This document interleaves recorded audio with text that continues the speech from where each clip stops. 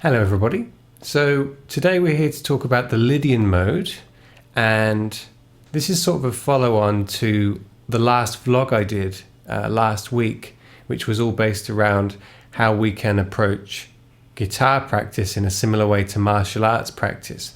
So I'll put a link in the description and on the screen somewhere so that you can watch that video if you'd like to get more of an in-depth explanation.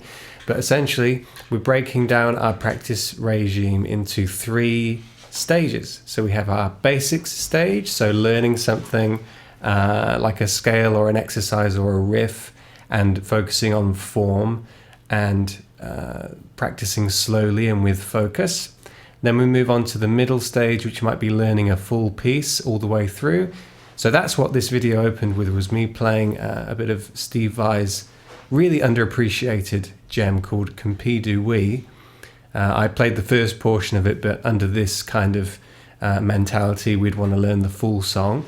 And then the third and final stage being improvising. So in the case of what we're doing today, taking the scale that we've learned and trying to create something original and unique with it in a scenario that demands of us that we have to be dynamic and receptive. So to get sort of backpedal a little bit and get onto the basics of what we're talking about today, I think as I've done in previous videos, I've talked about relating the modes to the pentatonic scale.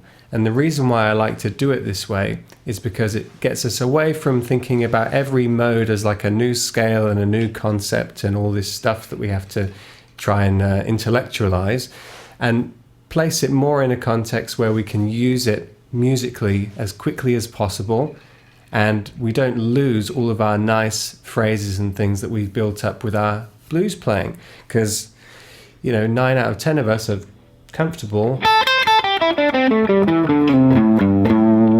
with the pentatonic scale. So we've got lots of ideas that we've already honed over years of playing. So with the Lydian mode, I think a nice way to get that across there, it actually does exist such a thing as the Lydian pentatonic scale. So that's what we're going to quickly go through now. I also believe this is derived from the Hirajoshi scale, like a Japanese pentatonic scale, one of the modes from that scale. So it does have a bit of an oriental kind of a tone. Now what you get when you take out a few notes from the standard Lydian scale is you get more emphasis, I think, on some of the key intervals that really give it its flavor. So let's just step through what the notes are. We're playing in the key of A today. So the first note is the 5th fret of the E string. Now we get our first deviation from the minor pentatonic scale. We're going to be reaching up to the 9th fret, so to give us our major third interval, because the Lydian mode is a major sound. In fact, it's almost an even brighter sound than a standard major scale. From there, we get what we might refer to as our character note, the note that really makes it sound Lydian in context. And that is the sharp 4. In this case, it's the 6th fret of the A string. And this is also a tritone away from the root note. So you get quite a dissonance in this as well. It's cool. From there, we have perfect fifth, so we're back into normal pentatonic territory. And instead of a minor 7, like we were playing in a minor pentatonic, we play a major 7, because again, it's a major mode. And that gives us our 5 notes, pentatonic, 5 notes, yeah? So our next note is going to be the root note again. So that's the first octave. 5, 9, 6, 7, 6, 7. Moving on to the G string, we got our major third interval here at the 6th fret. Moving up to the sharp 4 interval at the 8th fret. And then on the B string, we have 5th fret for our 5th interval. Major 7th up at the 9th fret, so stretchy again.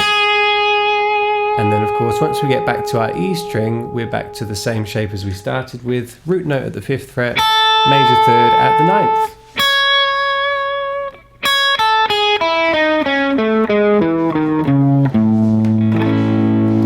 9th. So you probably can hear, yeah, it does really have a bit of an oriental flavor to it.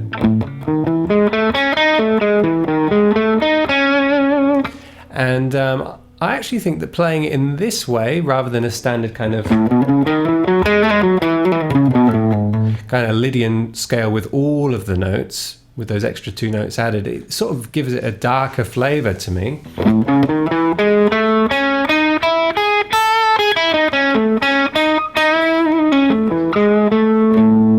It's cool. It's really cool. So a couple of interesting points to look at in this shape as well. So something I really like about this fingering is that we have a couple of points for a semitone kind of dissonance. So one of them being here, between the major 7th and the root note on the B and E string. And then between the sharp 4 and the natural or the perfect 5th on the G and B string. So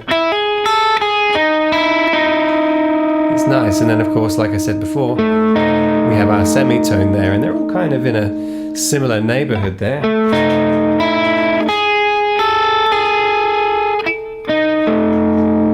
I don't know. It's cool. So you can throw those dissonances into your lines to get a bit of tension and release happening with this scale. So hopefully in the final part of this video, where I try and apply this in an improvising context, you'll hear a few instances where I might use some of those dissonances to do that.